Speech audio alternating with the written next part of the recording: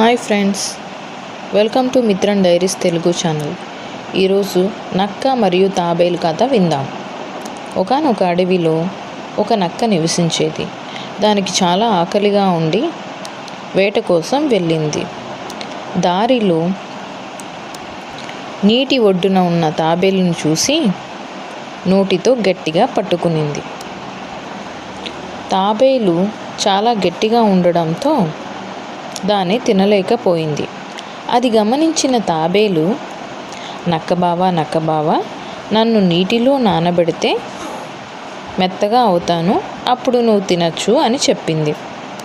నక్క దానికి, నీటిలో నిన్ను వదిలిపెడితే మళ్ళీ తిరిగి రావు అని చెప్పింది.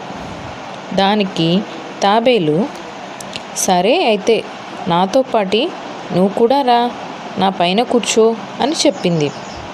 సరే అంది నక్కబావ. ఇద్దరు కలిసి కొంచెం దూరం వెళ్ళారు.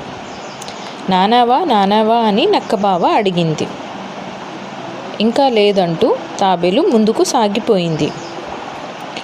నక్కబావకి కోపం వచ్చింది.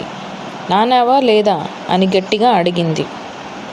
భయం నటిస్తున్న తాబేలు, నువ్వు కూర్చున్న ప్రదేశం తప్ప మిగిలిన చోటంతా నానిపోయాను, నువ్వు కాస్త పక్కకి జరిగితే అక్కడ కూడా నానిపోతాను, నువ్వు హాయిగా తినచ్చు అని చెప్పింది. ఆ మాటలకి నక్కబావ కొంచెం పక్కకి జరిగి నీళ్ళల్లో పడిపోయింది. వెంటనే తాబేలు